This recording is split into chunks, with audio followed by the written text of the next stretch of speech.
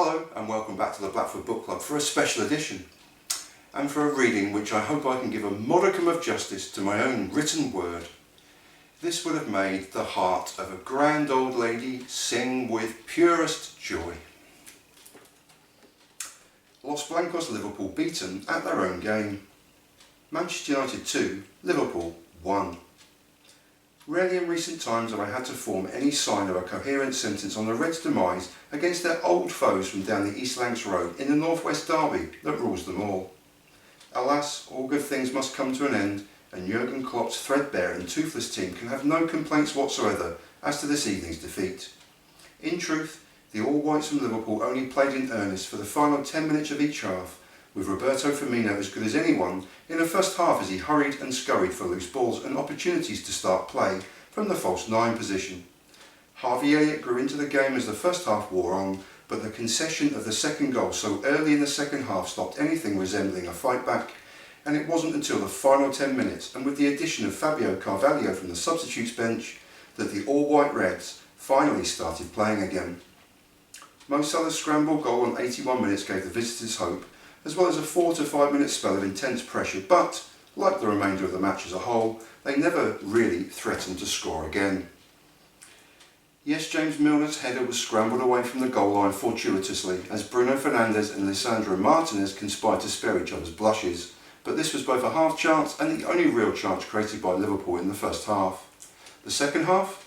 Crosses and corners from Trent Alexander-Arnold and Andy Robertson saw tame headers from a Roberto Firmino who faded from the game, and Fabinho, surprisingly substitute and then even more surprisingly replacing captain Jordan Henderson rather than perhaps James Milner in midfield. Manchester United goalkeeper David De Gea saved smartly from a scrambled goal-bound effort which seemed to come via his defender Lisandro Martinez at his near post, but again with brutal honesty he didn't have much else to do all game long. The above is a true summation of the minor chances created by Liverpool in a game they lost badly, and deserved nothing from a game they barely participated in.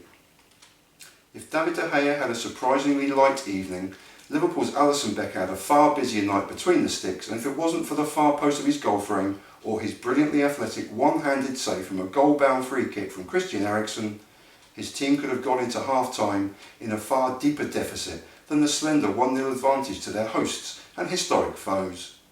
Where Anthony Elanga should have scored but hit the post with Becker beaten on 10 minutes, he was part of an incredible team goal that opened the scoring, deservedly so, 6 minutes later.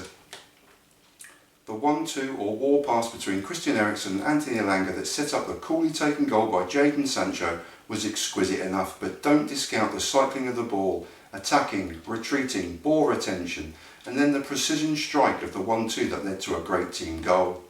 Prior to what turned out to be the game's winning goal from Marcus Rashford, Liverpool were creaking, dishevelled, and every time a home team player had a shard of space in midfield, he'd release a forward pass that would spring open both the game as a whole, as well as gaping holes in the Reds' defence. Henderson's sloppiness on the halfway line gave rise to a loose ball that was again helped through huge gaps in the retreating Liverpool defence, who could then only watch as Rashford ran through on goal and easily beat Becker in the Reds' goal. Stark reality or one fan's measured perspective, but tonight the team I adore were beaten and beaten at their own game. As much as it pains me to admit, Manchester United deserved a victory whereby they pressed high, committed players forward with intent and matched the required intensity of a physical, feisty, frenetic and at times frantic local derby.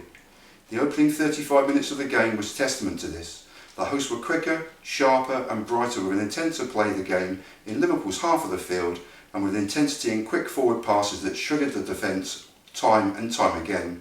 They were beaten at their own game and somewhat bullied out of even playing. The individual battles were all in favour of the hosts, with even Virgil van Dijk made to work, and work hard, next to a struggling Joe Gomez. There's some stark reality for you. As is the fact that my beloved team's starting 11 is, or perhaps more accurately was, one of the 3 best club football teams in the entire world, and as a former Liverpool manager was so fond of saying, that's a fact. But so is the threadbare nature of a squad missing Thiago Alcantara, Diogo Jota, Joel Matip and Curtis Jones, starters all, as well as Alex Oxlade-Chamberlain, Naby Keita and the suspended new boy Darwin Núñez. Dare I say Sadio Mane too? He wanted to leave, thus his football, but boy does this team miss his Senegalese footballing verve and spirit. After last week's draw with Crystal Palace, I said this was going to be a messy season for the Reds, and today and tonight was a painful indication of what lies ahead. This season already smells like the lockdown season.